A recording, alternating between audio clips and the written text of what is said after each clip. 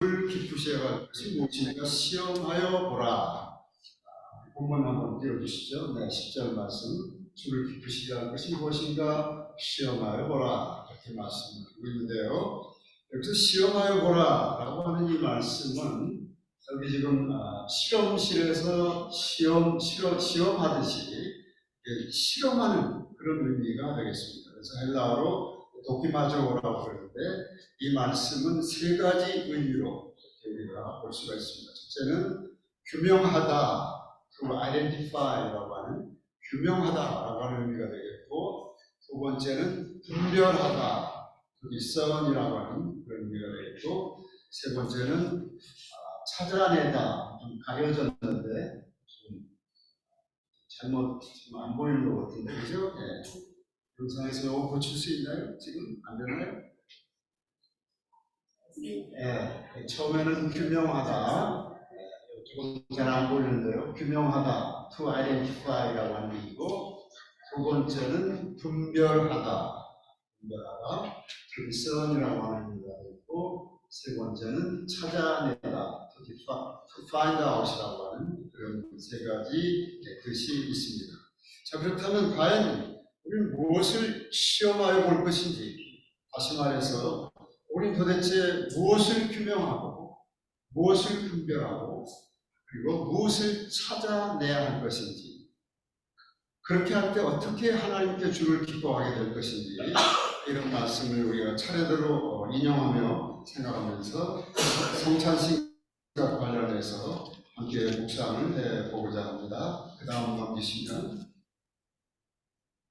넘겨주세요. 네, 첫 번째는 나의 정체성을 규명하며 살아야 한다라고 하는 말씀입니다. 우리가 어떻게 주를 기뻐하게 해드릴 수 있을까?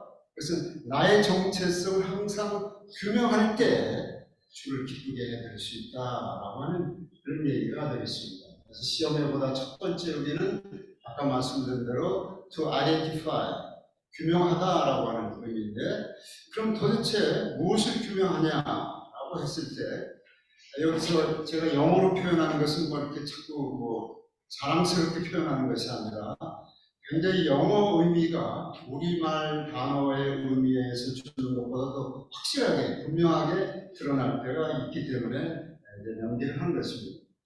동사형은 identify죠. 그러나 명사형은 뭡니까? identification이라고 합니다.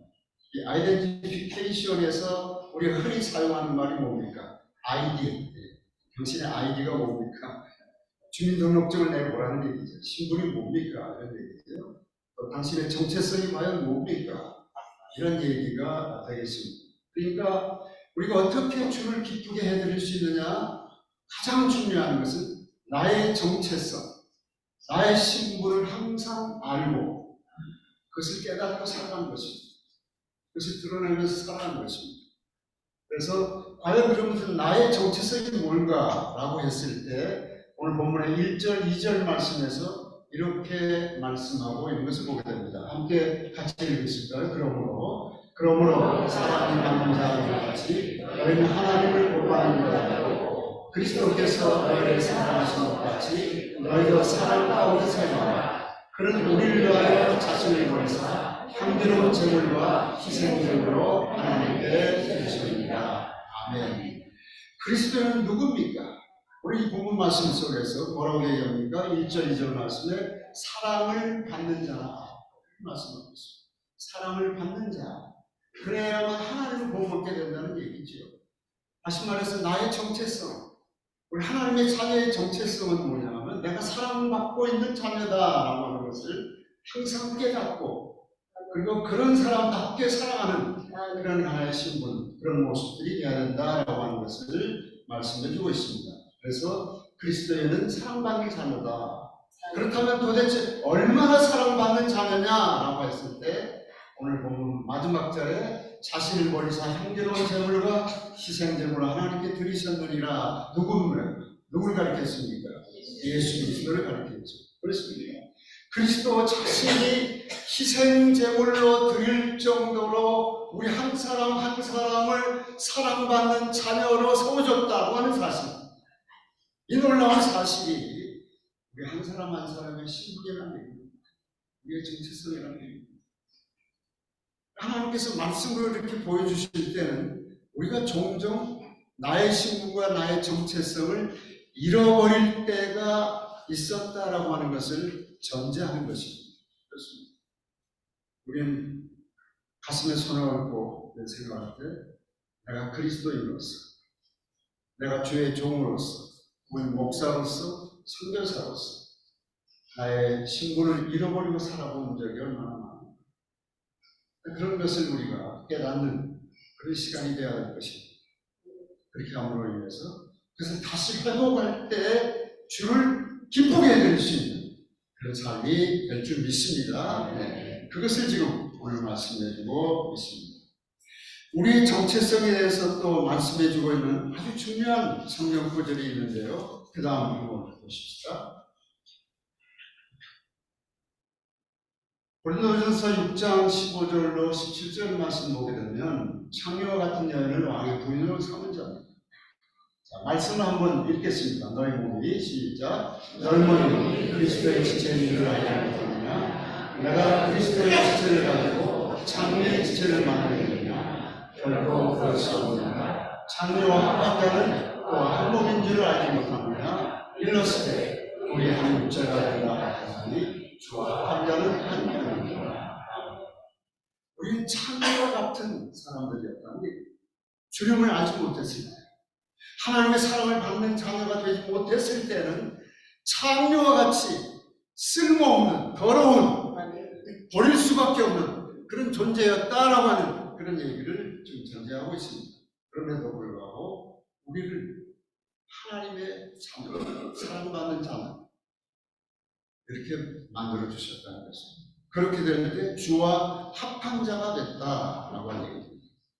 창녀와 같은 우리가 어떤 사람이 되었을 때 결국은 왕의 부인이 되었을 때 주와 합하게 되는 것입니다. 왜 그렇습니까? 예수님은 저와 여러분들의 신랑이십니다.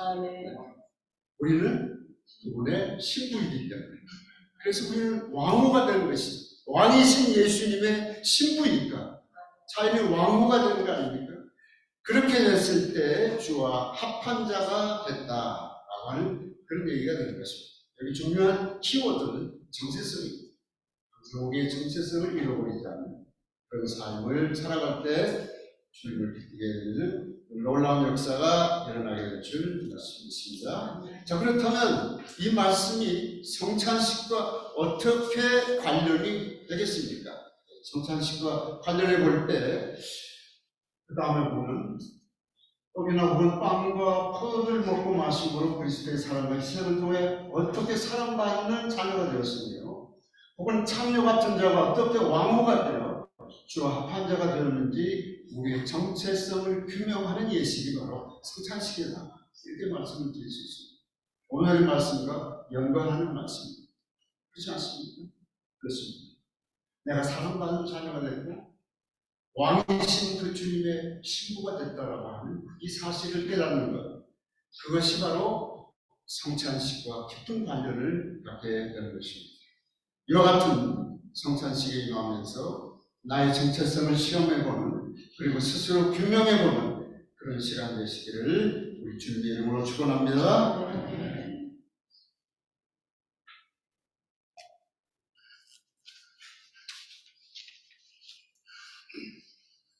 네, 그 다음에 한번 넘겨주시고, 네, 보시면 두 번째는 내가 주의 자녀임을 분별하며 살아야 한다고 하는 말씀입니다. 시험회보다 두 번째 의미를 우리 분별하다, to discern이라고 아까 말씀을 드렸죠. 자, 그렇다면 뭘 분별하면 살을까? 그것이죠. 그래서 오늘 말씀 8절, 9절 말씀 보면 같이 읽으실까요? 너희가 자녀를 거두니 이제는 주 안에서 빛이라, 빛의 자녀들처럼 행하라. 빛의 자녀는 모든 착함과 의로움과 진실함에 이르라. 아멘. 우리가 살고 있는 이 세상은 빛과 어둠이 공존하는 그런 세상이죠. 그러므로 우리는 잠깐이라도 깨어있지 않으면 어둠 속에 들어갈 수밖에 없습니다. 따라서 빛의 자녀인 우리는 빛과 어둠을 늘 분별하면서 살아가는 아멘. 그런 삶을 살아갈 때 주님을 기쁘게 해드릴 수 있다라고 하는 것을 오늘 말씀드리고 있는 것입니다. 자, 그렇다면 빛은 뭘까요? 요한복음 1장 9절에서 11절 말씀 같이 한번 읽겠습니다. 참빛 곧 세상에 와서 각 사람에게 비추는 빛이 있었으나 그가 세상에 계셨으며 세상은 그로 말미암아 참거하였으되 세상은 그를 알지 못하고 자기 땅에 자기 백성 영접하지 아니하였으나. 아멘. 여기서 참빛은 누구를 가리킵니까? 또 그라고 하는 대명사는 누구를 가리키고 있습니까? 예수 그리스도를 가리키고 있죠. 자, 그러니까 우리가 빛의 자녀가 되려면 어떻게 해야 되겠습니까? 그 다음에 넘기시면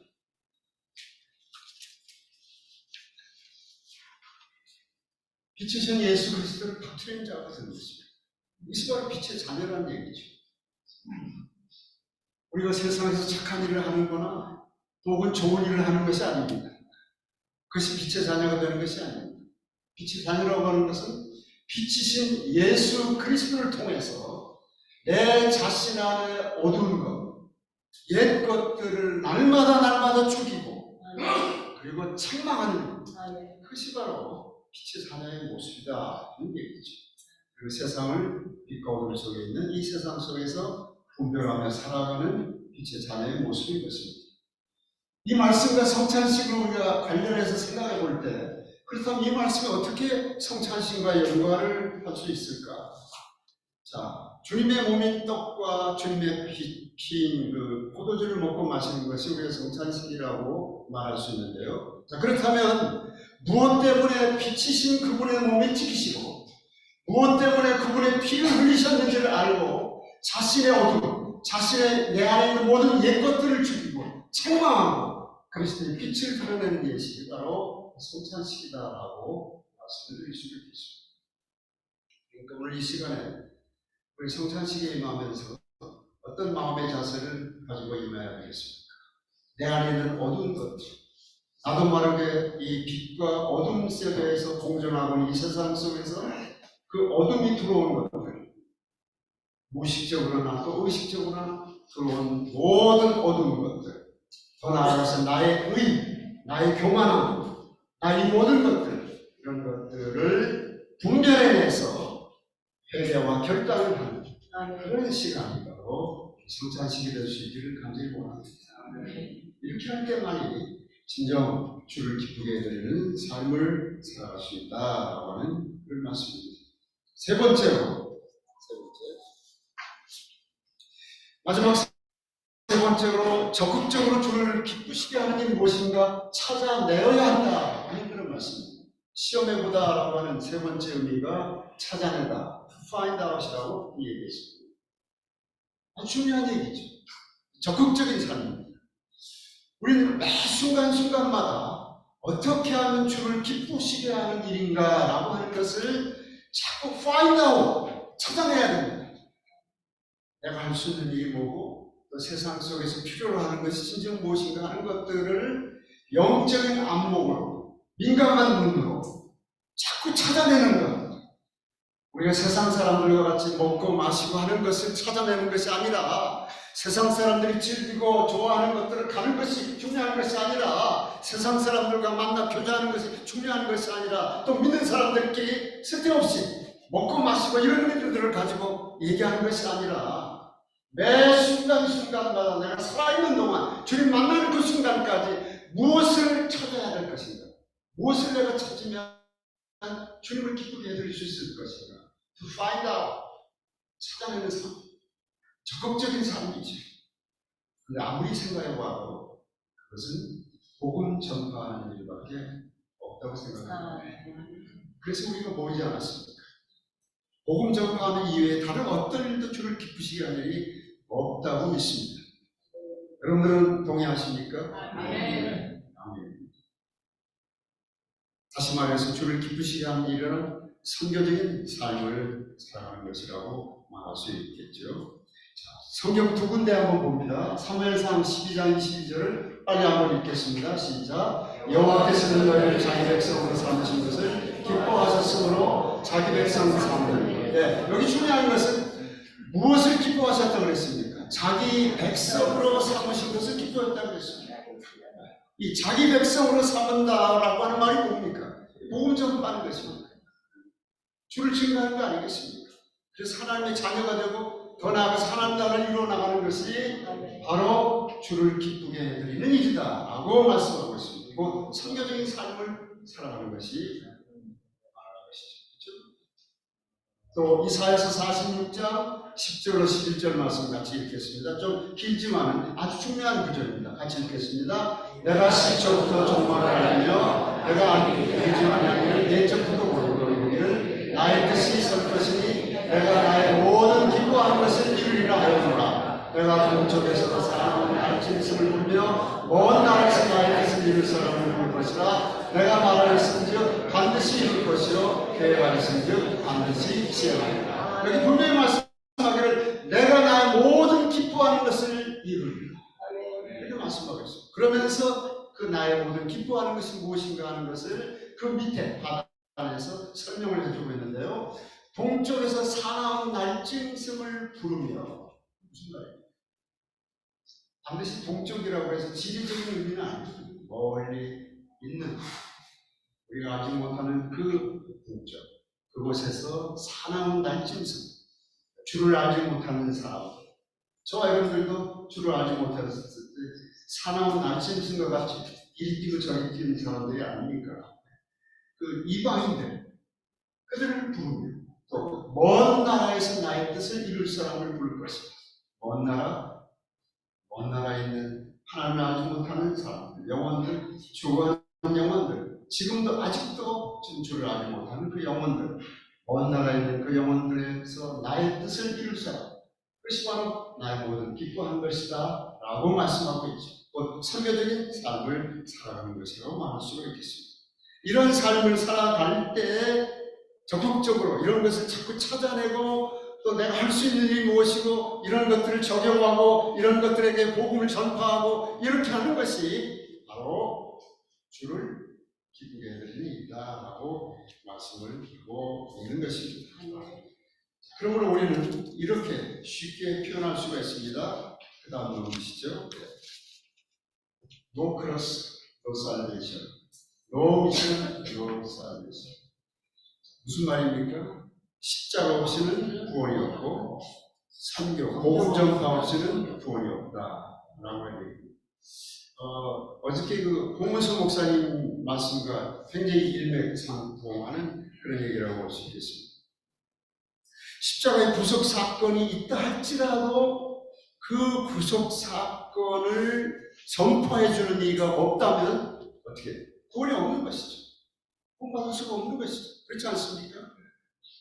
십자가 사건을 폄하하는 것이 아니라 십자가 사건은 반드시 구원으로 이르는 귀한 가장 절대적인 조건이 되지만은 그 사건을, 그 믿음, 그것을, 그 메시지를 전파하는 사람이 없이, 즉 선교 없이는 no salvation, 구원이 없다는 얘기죠.